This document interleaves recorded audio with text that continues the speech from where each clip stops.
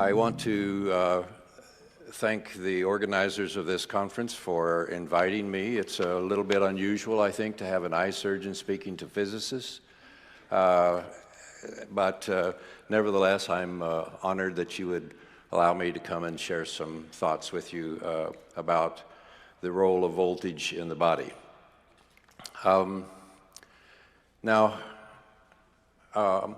I always start my lectures by announcing that I'm not speaking with my Texas MD license. The medical board in the state of Texas does not allow its physicians to talk about anything that's not standard of care medicine. And of course, standard of care medicine is pharmaceutical medicine, surgery, and physical therapy. And obviously what I'm talking about today involves other things. So I'm speaking today with my Arizona homeopathic and integrative medicine license.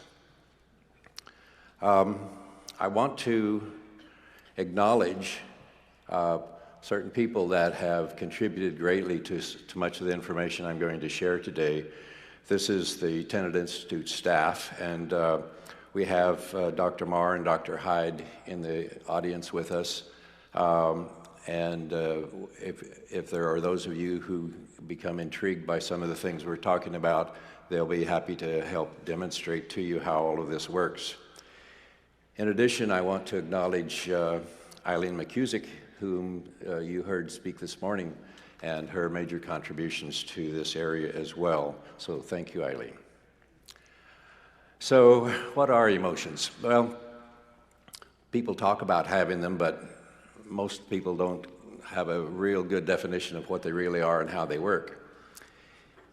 In addition, in the over 50 years I've been in medicine, people have talked sort of in passing about the mind-body connection, but I found it was difficult to get anybody to explain to me what that meant. How does that really work? Well, they say, well, you know, if you have emotions, it makes you get sick. Okay, how's that work? And I found it difficult to find any solution or answer to that question. So the reality is that none of us can get through life without having emotional events. We have losses, loved ones die or disappoint us, our dreams go unfulfilled, we go bankrupt, we have car wrecks, we suffer injuries, all sorts of things happen. And then of course we now have this big epidemic in our country of soldiers returning from war and committing suicide. So this business about post-traumatic stress syndrome is, of course, become a major issue for us, and nobody really knows very well how to handle it. And here's a list of all of the various things that can happen with that. But we find that more and more people that aren't soldiers are having post-traumatic stress syndromes as well. So we need to get a handle on how to deal with that. Now, when this Time magazine cover came out, we were only losing one soldier a day. Now it's up to 20 a day. So 20 of our veterans a day are committing suicide. So we obviously need to figure out a way to deal with that. Now, the reality is that deployment and suicide are not necessarily related in the studies that have been done. But the important point, I think, of the military suicides is that pharmaceuticals are not very effective. Most people know that, and the studies have been done to show that there's really not a pharmaceutical that does very much in helping deal with suicides and the emotions that go with it. And I'm just passing through the studies that have been published about that. Now, in my observation, if you have treatment failures, it usually means you're using the wrong paradigm. And so I'm going to suggest to you a different paradigm as we go through the day. But I'd first like to tell you how I ended up sitting in this chair. I'm trained as an ophthalmologist and an ophthalmic plastic surgeon, and I did the majority of the research for the laser that's used in LASIK surgery by the company called Vissix. And I had a lot of fun doing that research, but unfortunately we didn't know at the time that the laser wouldn't kill viruses. So as I would be treating eyes, and particularly I treated this one fellow from India that had scars on his corneas, and I used the laser to remove those scars, but he had leukemia. Well, we didn't know that the laser wouldn't kill viruses, and so the viruses came up off his eye, through my mask, into my nose, and into my brain, and I developed encephalitis. And so the result of that was that I could see a patient and know what was wrong with them, but I couldn't remember how to write a prescription. And in addition to that, I developed spastic movements, so I'd be sitting there and do something like that, which doesn't work really well if you're operating inside somebody's eyeball. And so for all of those reasons, I had to quit working at the end of November 1995. So I spent about 16 hours a day in bed sleeping, and I had 2 or 3 hours a day in which I could think clearly enough to understand a newspaper, and then like a light switch would go off and I couldn't understand it anymore. So during that 2 or 3 hours a day I could think, I had to figure out how to get myself well, because the best doctors I could find at NIH in Boston and New York and wherever just said, well, you got 3 viruses in your brain, we don't know what to do about it, go home and don't call us, we'll call you. So during that 2 or 3 hours a day that I could think, I began to try to figure out how to get myself well. And I began to think about the fact that all the cells in the body work very much the same, even though they look different, but that if I could figure out how to make one cell work, I could make them all work. And so I went out and bought 10 or 15 books on cellular biology and started reading them, which I hadn't done for about 30 years. And one of the things that resonated to me with those various books was that each one talked about the fact that cells are designed to run at a pH of 7.35 to 7.45. And so I didn't really know too much about pH. I remembered there was something about have to do with acid-base balance, but I didn't really know a great deal more about it. So as I began to look at pH, I began to realize that pH describes voltage in a liquid. So if you think about the wires that are bringing the voltage into these lights and to your computers, etc., that's conductive electricity, of course, with electrons flowing through a copper wire. But if you talk about a solution has the opportunity to be either an electron donor or an electron stealer. So in order to figure out which it is, you use a sophisticated voltmeter, so to speak, called a pH meter. And when you measure a liquid with a pH meter, it will give you either the pH, or you can flip a switch and it will read it out in millivolts. So the reality then is voltage in a liquid we call pH. And by convention, if you find that the solution is an electron stealer, you put a plus sign in front of the voltage. And if it's an electron donor, you put a minus sign in front of it. And then you convert the voltage that you measure with a logarithmic scale going from 0 to 14 and call that pH. So plus 400 millivolts of electron stealer is the same as a pH of 0, whereas minus 400 millivolts of electron donor is the same thing as a pH of 14. And if it's neutral, if it's neither electron donor or electron stealer, then that's a pH of 7. So when we say that cells must run at a pH of 7.35 to 7.45, we're saying cells must run between minus 20 and minus 25 millivolts. Well, that was a wowzer for me. Guess what? Cells need energy to work. That makes sense. Now, by the way, people sometimes get confused with these numbers, because if you take a cell in a petri dish and you put an electrode inside the cell and one outside the cell and you measure across the cell membrane, you'll get about minus 90 millivolts. But hopefully not very many of you have your cells in petri dishes. But in the environment of this body, they're designed to run at minus 20 to minus 25 millivolts. So one of the things that you will find is the characteristic of essentially all chronic disease is that you have low voltage going to that organ. So, so we are constantly wearing ourselves out and needing to make new cells. So what I'm seeing here is one slide behind that one, apparently. Okay.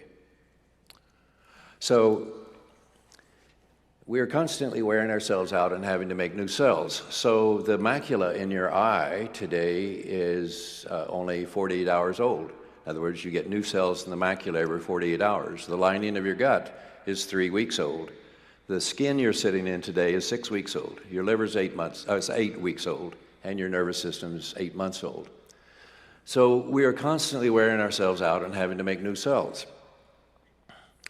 So it turns out then that chronic disease only occurs when you lose the ability to make new cells at work.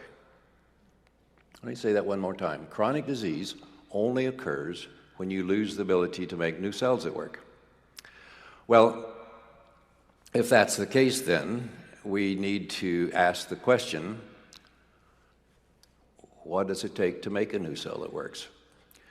Well, as I mentioned, it takes minus 25 millivolts for a cell to run, but to make a new one takes double that. It takes minus 50 millivolts. And then in addition to having the voltage to make new cells, we have to have all of the nutrients to make a new cell. So if your house gets blown down with a tornado and you have to build a new one, guess what? You have to have everything you need to bake it. You can't build a new house with doorknobs and bathroom tiles. You have to have shingles and rafters and doors and windows, etc. You have to have everything it takes. And this is a big mistake people make when they're trying to get well, is they try one substance at a time, saying that, well, I want to see what works. Well, it's not going to work, because you have to have everything all at one time to build a new cell. So we have to have minus 50 millivolts of energy. We have to have everything it takes to make a cell. And then we have to deal with any of the toxins that are hanging around that damage cells as fast as we make them. And the most common toxins we have to deal with are heavy metals like mercury, toxins coming out of our teeth, and GMO foods with the pesticide called Roundup or glyphosate. Now, the body actually has 4 different battery packs, because the human body is a portable electronic device. Like all electronic devices, it has to have a battery pack or multiple battery packs. And so the reality is that we have these 4 different packs. Now, the largest one of all is our muscles. Now, our muscles are piezoelectric, and for those of you who aren't physicists, that funny word piezoelectricity means that if you stress a substance and it emits electrons, that's called piezoelectricity. So when I move my muscles, I'm generating electrons, which is, by the way, why exercise is so important, because exercise is the way the human body is designed to recharge your own personal battery pack. But the reality is also that our muscles are rechargeable batteries. And so we have then these large muscles, which are our main batteries. And then these muscles, battery packs, are all hooked to our cell membranes. Now, cell membranes are capacitors. So what is a capacitor? Well, a capacitor is a small battery. And the way our cell membranes are designed is with a couple of opposing layers of funny fats called phospholipids. And these fats have a ball and then 2 legs. Well, the balls are electron conductors and the legs are insulators. So when you put them like this, you have 2 conductors separated by insulator, which by definition is a capacitor, which means it stores electrons. And then inside the cell, we have a mitochondria. And inside the mitochondria, we have another rechargeable battery system. When that battery system is charged up, we call it ATP, and then as it gives away its electrons and discharges, we call it ADP. Well, because we have a rechargeable battery system inside our mitochondria, guess what else we need in there? A battery charger. And the battery charger inside the cell is called the citric acid cycle or the Krebs cycle. So the Krebs cycle runs on primarily fatty acids, and so as you put fatty acids through the Krebs cycle, it creates electrons, and for every unit of fatty acids that you put through the Krebs cycle, if oxygen is present, you get enough electrons to charge up 38 of these ATP batteries. Now, in addition, we have the DNA. Now, DNA inside of our cells, we generally tend to look at it from the side, and we look like we took a couple of step ladders and twisted them. But if you look at it from the top, it looks like this. And every circle of DNA is golden mean, and what that means is that it's 1.618 times the diameter is 1.618 times the height and so forth. And any place in the universe where there is something that's golden mean, or in the shape of a platonic solid, it will cause implosion of scalar energy. So because our DNA is golden mean, then scalar implodes into it and gives it its charge so that it has the energy to do its job. So then we have our muscles then are stacked one on top of each other in a very specific order, like stacking batteries in a flashlight. And so surrounding this stack of muscle batteries, we have a substance called fascia, which is very much like a stocking. And of course, fascia is that shiny stuff you see when you carve the Christmas turkey. Now, the interesting thing about fascia is that fascia is a semiconductor. So what in the world is a semiconductor? A semiconductor is a collection of molecules arranged in such a way that electrons move through it at the speed of light, but only in one direction. So we have then this continuous stack of fascia going from our toes up to our brain, or from our fingers up to our brain, and surrounded by this stocking, which serves basically as the wiring system for the body. So we have then the stack of muscle batteries surrounded by the fascia, so that every organ in the body has its own battery pack. Because every organ in the body has its own battery pack, then we have the ability to isolate, measure that voltage, and figure out why that organ's malfunctioning. Now, a stack of muscle batteries is what's been called an acupuncture meridian. So an acupuncture meridian is simply a stack of muscle batteries. Now, so this is an example of an acupuncture meridian called the spleen meridian. And the spleen meridian, oops, go back the other way. There you go. So the spleen meridian starts down in the big toe, goes up the inside of the leg, and then it goes, there's a special branch, as you can see, goes over to the female genitalia. Then it goes around the back where it gets the adrenal glands, the spleen and the pancreas. Then it goes on up into the neck and makes a loop and hooks into what's called the stomach circuit. And then the stomach circuit gets the macula of the eye. So by the way, if anybody has macular degeneration, it's because you have low voltage in your stomach circuit. It powers the frontal lobes, which is the thinking part of your brain. Then it gets the thyroid, the breast, the stomach, the male genitalia, and then back down to the big toe, so it makes a loop. So we have 6 of these loops of muscle batteries that provide the 25 millivolts you need for the organs to work and the 50 millivolts to repair them. So chronic disease occurs when one of these muscle battery packs won't hold a charge. So then that leads us to the question, well, why won't that battery pack hold a charge? Well, there is a checklist that you can go through to try to figure out why it won't hold a charge. But basically, you have to look at thyroid hormone, because the thyroid hormone T3 controls the voltage of every cell membrane in the body, and T2 controls the voltage in the mitochondria. So you have to be sure and get the thyroid hormone levels correct. Then if you were to put a scar across one of these circuits, so if you put a scar across one of these muscle battery packs here, it's going to short it out and it'll drain off some of the voltage. So scars can be a significant problem, but the only scars that really take you completely down are those on the main line on your main cable. A scar across your knee or something will generally just lower it a few millivolts, but enough to cause some problems.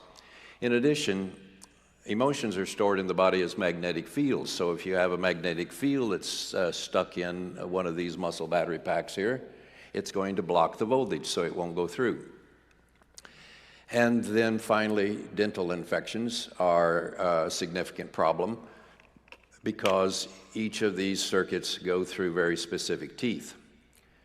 So here you see that we have this main cable that goes up the back and down the front, and then from that main cable you get the voltage coming from our arms and our legs, and they come up to these lateral terminals, and then from those lateral terminals they go to this center one, and then it starts looping around the body. And as it loops around the back, it has the option then of going out and attaching to the ganglia that are up and down the spinal cord, which we call the autonomic ganglia. And then from the autonomic ganglia, it goes to every organ in the body. So that's the human body's wiring system and battery pack system. And so whenever you have chronic disease, you will have failure of one of these electronic systems. So you simply have to start out whenever you have some sort of illness, asking the question, so what's the battery pack to that illness? So if you have heart disease, you would say, what's the battery pack for the heart? Well, it's obviously the heart muscle battery pack. There are others that are not as obvious. For example, the example I gave you of spleen-stomach. The spleen-stomach circuit is the power supply for the entire endocrine system, the entire reproductive system in both males and females, the macula of the eye, and the thinking part of the brain. And of course, when that system goes out, which is one of the more common ones to go out, then you start having failure of those organ systems. So how do we know if the voltage is low in a circuit? Well, we have the ability to measure it with certain acupuncture points using what amounts to a specially designed ohm meter. Now, as we began to then identify the power packs that is not working correctly, we have two things in front of us. One is to figure out why that battery pack won't hold a charge, and then the second is to try to recharge the battery pack while we're figuring out how to fix the reason that we got into trouble in the first place. So we have developed this device called a biotransducer that puts out both electromagnetic and scalar energy, and if you simply aim it at the failing organ, you can begin to recharge the cells in that organ itself. And then you want to come behind it and you want to charge the muscle battery packs. And these diagrams that we have here, where you see the red and the black dots, show you where to put the polarity, because every battery pack, like every other battery you're aware of, has terminals and polarity. So you take patches and you stick the patches on to where the terminals of that battery pack that doesn't have enough charge, hook it onto the biomodulator, which is a little portable device that looks a bit like a computer mouse, and it puts out waveforms that are designed to implode energy and transfer energy to the cells and recharge your muscle battery packs. So you're recharging the organ, you're recharging the muscle battery packs while you're working on figuring out, well, why won't that battery pack hold a charge in the first place? Now, one of the interesting things is that our bodies are wired up like many circuit boards. As you know, many electronic circuit boards use Tesla resonating circuits. A Tesla resonating circuit is a combination of a capacitor and a coil wired in parallel. And when you do that, it has the ability to communicate with other systems that are a combination of Tesla resonating circuits. So in the body, the lung is always wired to the large intestine, the heart's always wired to the small intestine, the spleen and pancreas are always wired to the stomach, the kidney's always wired to the bladder, and the liver's always wired to the gallbladder. Each of these create in a Tesla resonating circuit. And because they are Tesla circuits, they're able to communicate with each other. So one part of our body knows what's going on in the other part of the body because we're wired up with Tesla resonating circuits. Now, all of these various circuits in the body go through very specific teeth. And so the teeth act like circuit breakers. So if you begin to have an infection in one of your teeth, it will at first begin to reduce the voltage that's in that circuit and later actually switch it off. So the circuit we've been talking about, the spleen-stomach circuit, is the one that you see in yellow here. It's the upper molars and lower premolars. And so if you have an infection in an upper molar, then it's going to begin to affect your spleen-stomach circuit, which means it's going to affect, as I mentioned, your entire reproductive system, your entire endocrine system, the thinking part of your brain, and the macula of your eye. So most people with macular degeneration have an infection in an upper molar on the same side as their macular degeneration. Now, one of the issues then is how do teeth enter into this whole system? Well, it turns out that the teeth appear to function similar to the way that a lymph node does in the lymphatic system. If you have infection in your lymphatic system and it goes up the lymphatics, it gets caught and trapped in a lymph node. Well, emotions are trapped in the body as magnetic fields, and those magnetic fields tend to end up being trapped in teeth as well. And so what you'll find is that the majority of chronic illness actually begins with an emotional event. Let me say that one more time. The majority of chronic disease actually begins as an emotional event. And that emotion is a magnetic field that starts blocking the circuit by getting caught in one of the teeth. And as it does so, it begins to lower the voltage in the tooth. Now, Dr. Steinman showed that every tooth has within it a pump that pumps fluid from inside the tooth to inside the mouth, and that's what keeps you from getting cavities. Your kids will be happy to know that it's not Snicker bars that are causing their cavities, it's the failure of this pump. So when the pump begins to fail, then infection comes from the mouth into the tooth and begins to cause decay. So the emotion begins to lower the voltage enough in the tooth that the pump begins to fail, and then you begin to get a cavity, and then you begin to get a crown, and then you begin to eventually keep going until you get a root canal, and then that leads eventually to having a malignancy.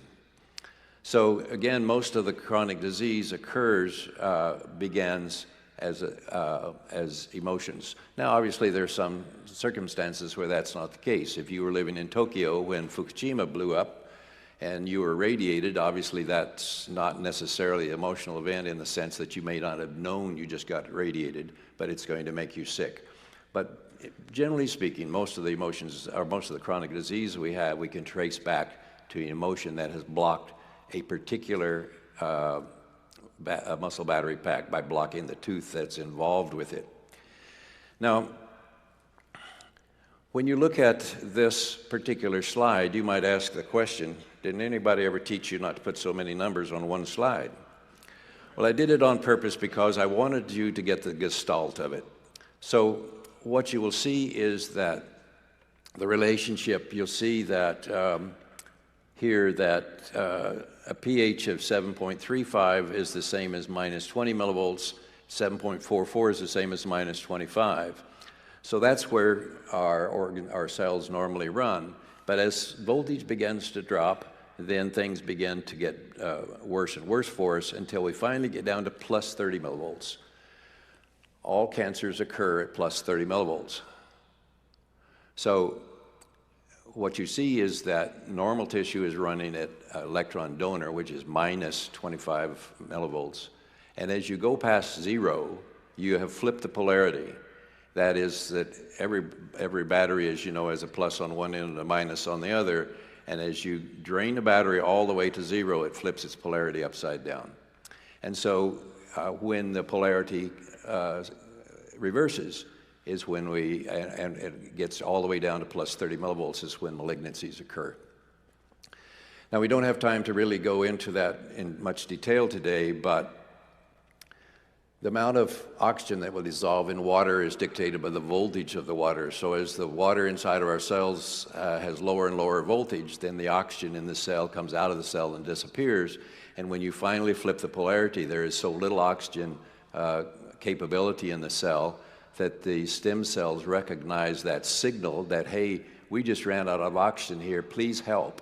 And so stem cells go over and invade the local blood supply and create a mass of blood vessels that we call a cancer, which is indistinguishable from a placenta in a pregnant female. So basically all solid tumors are placentas that is the body's way of responding to lack of voltage and oxygen.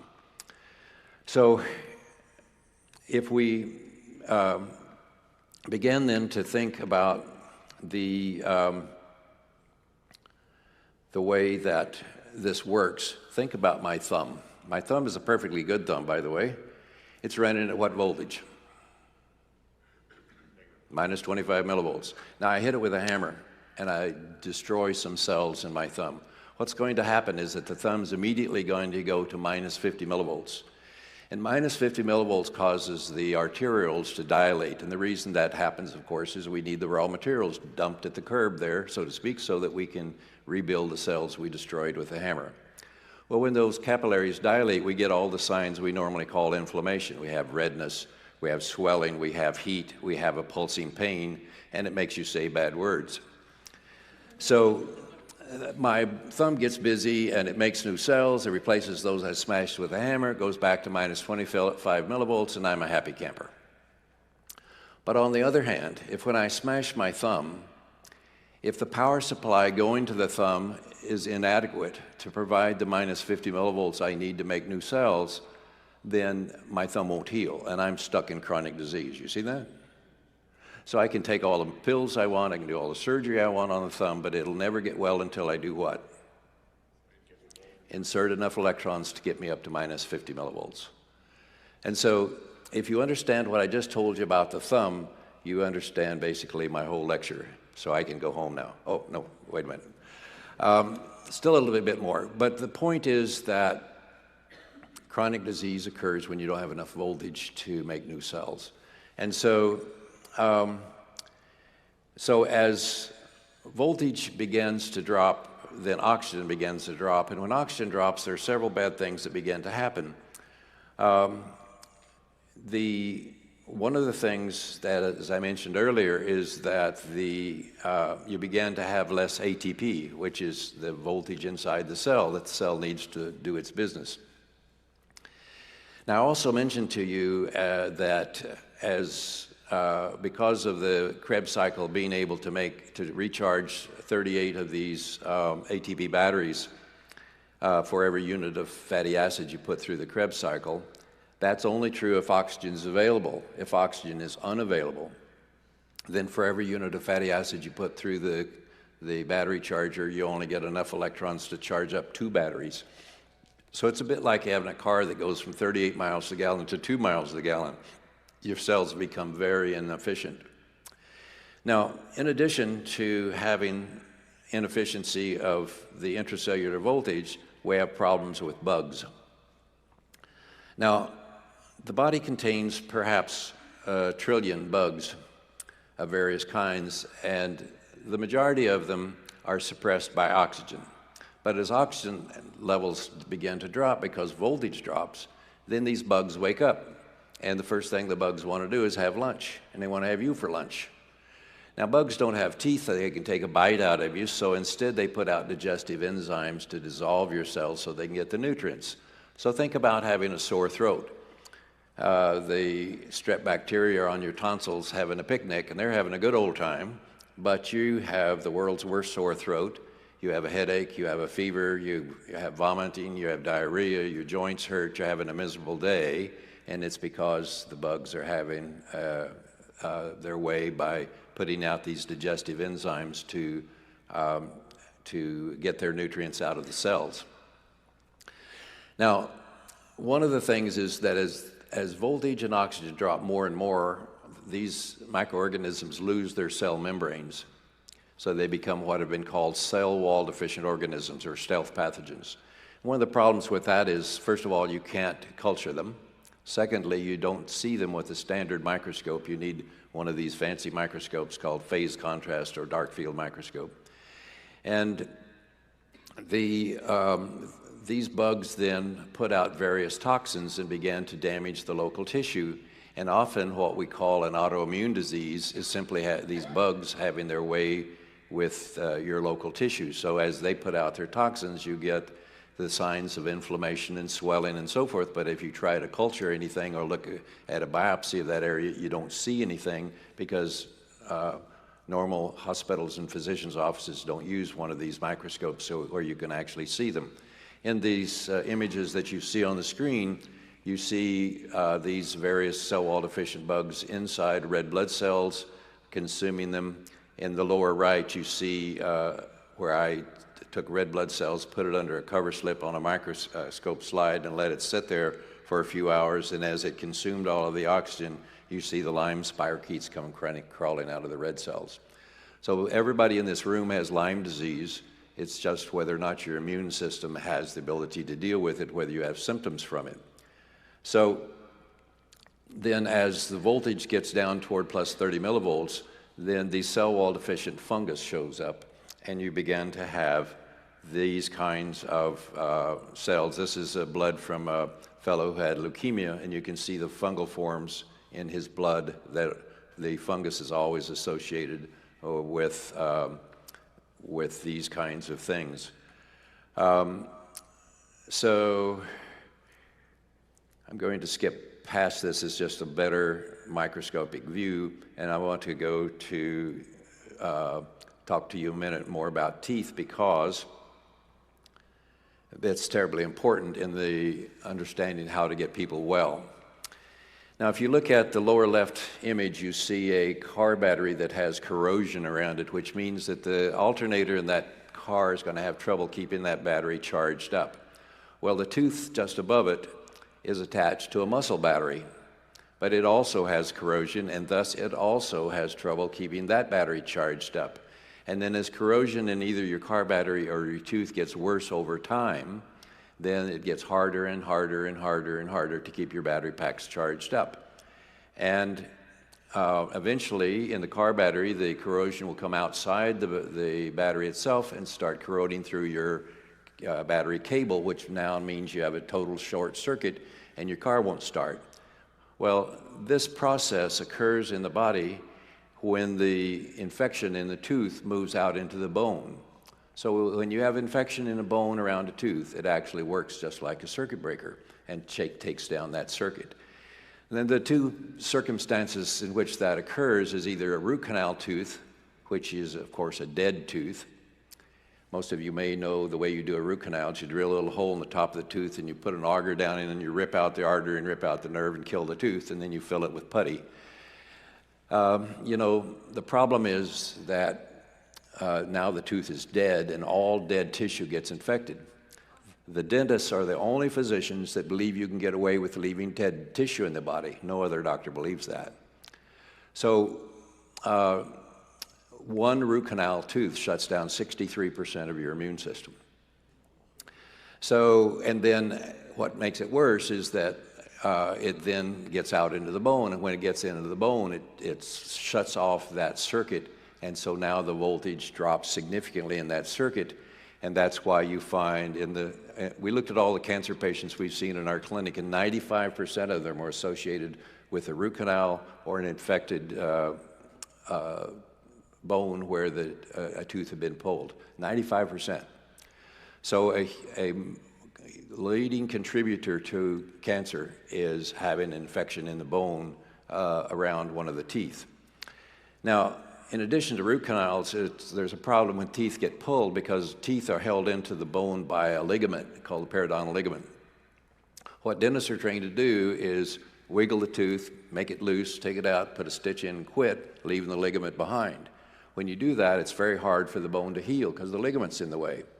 And even if the dentist happens to be one who takes the time to scrape out that ligament, because the mouth's such a dirty place, oftentimes people get infection in the bone during the first few days of healing once a tooth's been pulled. So and that's called a cavitation, by the way. So whether you have infection from a root canal or from a cavitation, it tends to shut down the circuit. And one of the problems is that infection in the bone then tends to move over and take out the next circuit. So a huge problem is that our kids are in high school, they go to the dentist and they say, oh, you got to get your wisdom teeth out. It's that old thing of, well, if you go to Midas, you get a muffler. So a study came out last year showing that 65% of root canal extractions were unnecessary. Well, nevertheless, they get their wisdom teeth pulled, and now they start getting infection in that area. And the wisdom teeth circuit is heart, small intestine, but listen, it's the autonomic nervous system. Autonomic nervous system is the body's on-off switches. So all of a sudden, within days after getting their wisdom teeth extracted, the kids have lost their on-off switch, which means their bodies doesn't know how to control itself. Then over time, it begins to move next door and takes out the spleen-stomach circuit. Now remember that the spleen circuit is the power supply to the adrenal glands. So now soon they've lost their control panel, their on-off system, and then they lose their adrenals, so they can't deal with stress, and so they begin to become what many people say, oh, he's just a teenager. Well, no, he's not just a teenager. He's lost his ability, the whole way the body deals with stress. And so many of our kids hide themselves within electronics, because within the electronics, they have an on-off switch. In their body, they don't. So they can't deal with the real world anymore. And so they hide within their cell phone and their Game Boys or whatever you call them. Nevertheless, this is a huge problem. Now, when you lose, I only got 5 minutes left. So when you lose your ability to make adrenaline, you go down the following slippery slope. You have trouble going to sleep. You have trouble dealing with stress. You have trouble with your memory. And then you can't multitask. So you're sitting reading a book or watching TV and somebody says, hey, do you want mustard or mayonnaise? You become very annoyed because they interrupted you. But you don't have the mental horsepower to stay attached to whatever you're doing, so you detach, you pick mustard, you go back to your book, and now you can't remember your place, and you're even more annoyed. And then it gets to where you don't like any stimulus, so you don't like loud noises, loud music, rowdy crowds, can't be around people who are arguing. And eventually it gets to where you don't even want to be touched, you just want to sit in a corner and have people leave you the heck alone. And then your sexual equipment quits working, and then you can't go to sleep before 11, and when you wake up, you're still tired. All of that's due to the loss of the spleen power supply to your adrenals. Well, what I've just described, of course, is very destructive. If you can't deal with the life of the world, you can't be a good spouse, and particularly if your sexual equipment doesn't work anymore, then that's a big problem in a marriage. You can't be a good parent because kids make noise and want something from you, and you have nothing to give. You can't be a good worker. You can't be a good friend. You can't be good at much of anything, so your life's in the toilet simply because you've lost the spleen circuit that goes to the adrenal glands. And that's a huge problem in our society. Well, now, Eileen McCusick spoke earlier about mapping the field of emotions, and this is the traditional Chinese one, so that the various circuits have these various sorts of emotions get stuck in these various particular places or in the teeth that are associated with these. Dr. Banas published these, and of course Eileen has published hers, which is this group of where things get stuck. And as far as erasing emotions are concerned, because emotions are a magnetic field, you can erase them with a stronger magnetic field. One of the laws of physics is if you take any magnet and you put a stronger magnet over it, then the weaker magnet assumes the characteristics of the stronger one. And so when you have these emotions that are stuck, you can begin to erase them in a variety of different ways. Now, there are various groups over the years that have looked at this subject and tried to figure out how to do it. EFT, Psych-K, emotion code, psychosomatic energetics, et cetera, et cetera. But certainly, we had developed one where you can, if you can think about emotion while holding onto these hand grips with your biomodulator, you could erase the emotion. But when we did that, we were doing in one emotion at the time. And of course, Eileen talked to you this morning about using her tuning fork to do it, which is very effective. What I have recently found is that if you treat the wisdom teeth, which treats your autonomic nervous system, then you can begin to knock out, you can not only change the polarity in all of your various circuits at one time, but also knock out many of the motions automatically. Now, a pendulum is actually like a single string on a guitar, and the weight on the pendulum makes the string taut. So when it's moved, it's actually resonating with whatever frequency the string is. So what you do is you hold this pendulum over the small intestine, heart, small intestine, autonomic system, and you take the biotransducer and simply put it over the wisdom teeth, and you watch the pendulum, and it'll always be spinning backwards if the voltage is low, counterclockwise, and you keep holding it there, and pretty soon it'll slow down, and then it'll start spinning clockwise. And then you do the same on the other side, again holding the pendulum over the heart small intestine circuit, put the biotransducer over the autonomic system where you can access it with the tooth, watch it spin backwards and in the correct way, and now when you go back and check all of the circuits, you've corrected the polarity in every circuit, and many of the emotions that you had found out in the biofield are already gone as well. So unfortunately, I don't have the time to talk to you about how we're wired up with polarity and with how our body's all golden mean and how implosion occurs. But if you're interested in those subjects, then we have some videos that will help you in that area. Plus, we'll be giving some demonstration. If there are any of you in the audience who happen to have an emotion, anybody here? We'll be doing some demonstrations in the breakout room. So what I've hoped to accomplish in these few minutes I had to talk with you is to help you understand that the body is an electronic device which has multiple battery packs, and that chronic disease occurs when those battery packs won't hold a charge, and that getting well involves you identifying which battery packs are failing you, identifying the reason that they're failing you and fixing that, so that it's basically what we're doing is like you coming home from work and opening the fridge and it's hot in there and the lamp in the living room won't turn on, the TV in the bedroom won't turn on, and you go out in the garage and flip the circuit breaker and now everything works. Well, that's the way we do medicine now, is we figure out which circuit breaker is out, go fix it, turn you back on, and let your body heal itself, which it does very well if it has the voltage, the nutrients, and deal with the toxins. Thank you for allowing me to be here.